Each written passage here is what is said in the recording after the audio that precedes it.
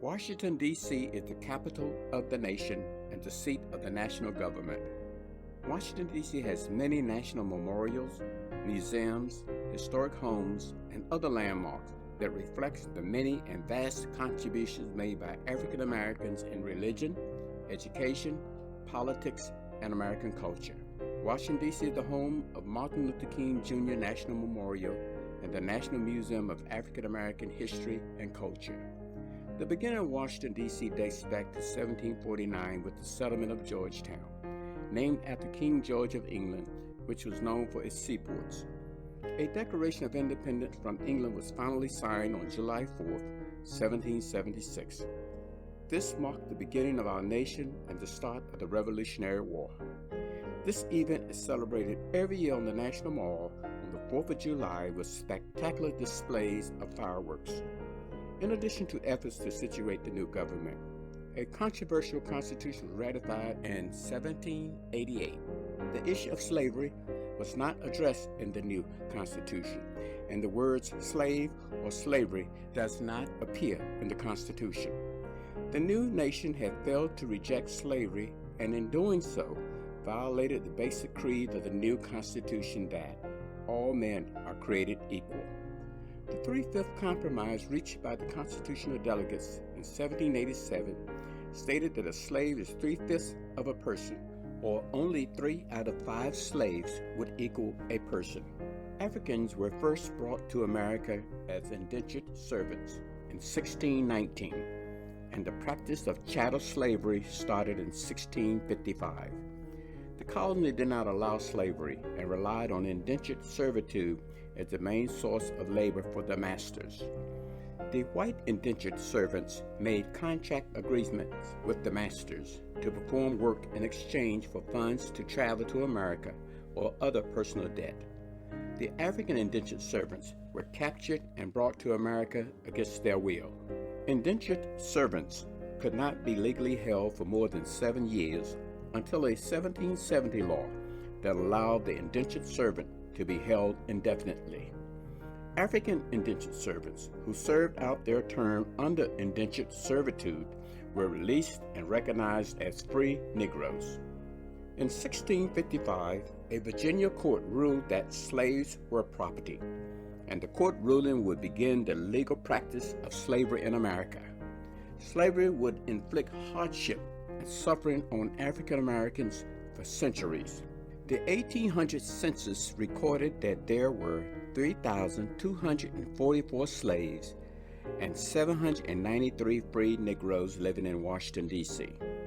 During the 1830s and the 1840s, Washington, D.C. became nationally known as a slave emporium because of the strict laws known as the Black Codes passed in 1808 against free Negroes. To maintain balance between the slave-holding states and the free states, a compromise was passed in 1850. The compromise included 4 bills that would add California and the territorial government of Utah, abolish the slave trade in Washington, D.C., amend the 1793 Fugitive Slave Act to require free states to return escaped slaves, and require the federal government to be responsible for finding, returning, and prosecuting escaped slaves. The compromise permitted slave trading to continue in Washington, D.C. until April 16, 1862, when Abraham Lincoln signed the bill abolishing slavery in Washington, D.C. On January 1, 1863, Abraham Lincoln issued the Emancipation Proclamation declaring that all persons held as slaves within the rebellious states are and henceforth shall be free. On January 31st, 1865, Congress passed the 13th Amendment abolishing the practice of slavery in America. African Americans would continue to endure suffering and terror under the oppressive Jim Crow system of harassing, beating, and lynching of African Americans. In 1964, Congress passed the Civil Rights Act, and in 1965, Congress passed the Voting Rights Act that advanced the civil liberties of African Americans. George Washington was chosen to be the first president in 1789. After the Revolutionary War in 1783, there were several attacks by mutinous war veterans seeking back pay.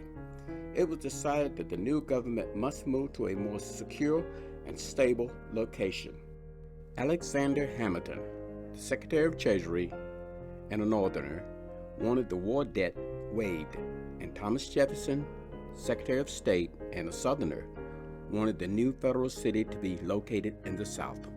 A deal was struck for the passage of the Residency Act of 1790.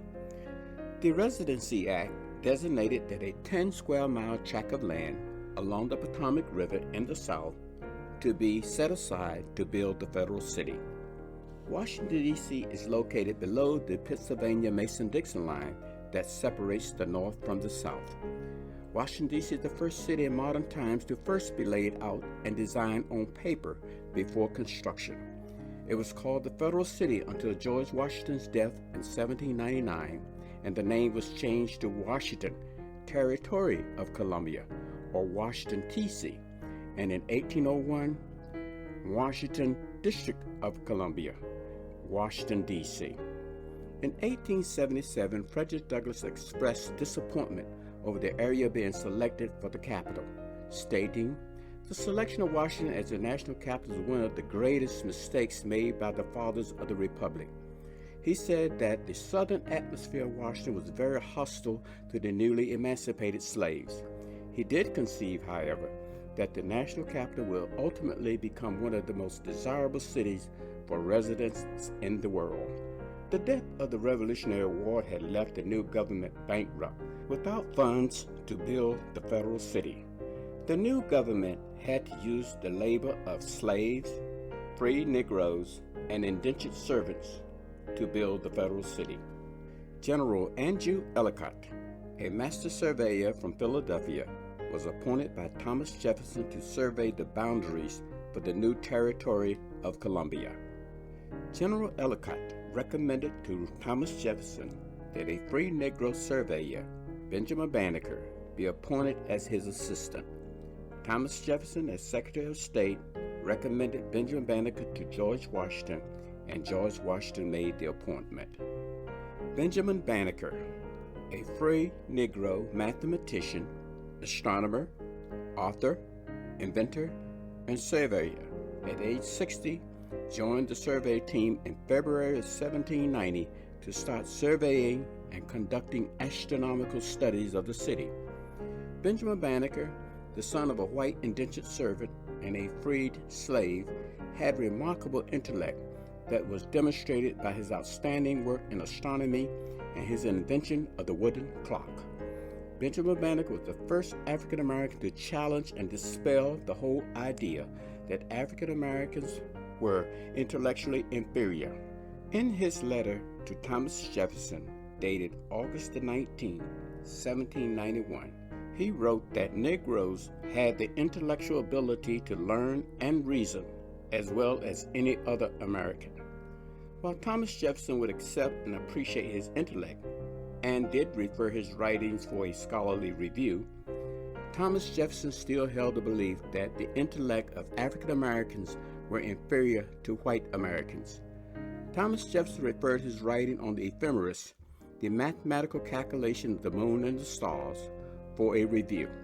It was determined after the review that Banneker had discovered an error in the original ephemeris formula.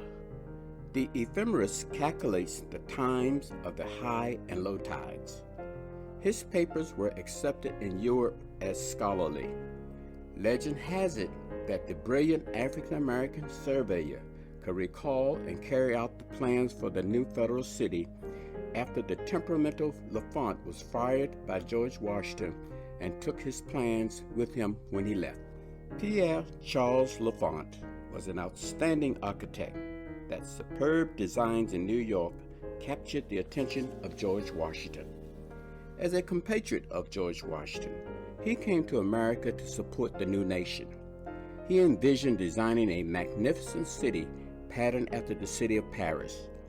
L'Enfant used many squares, circles, and angles in the design of the new federal city as laid out by General Andrew Ellicott and Benjamin Banneker.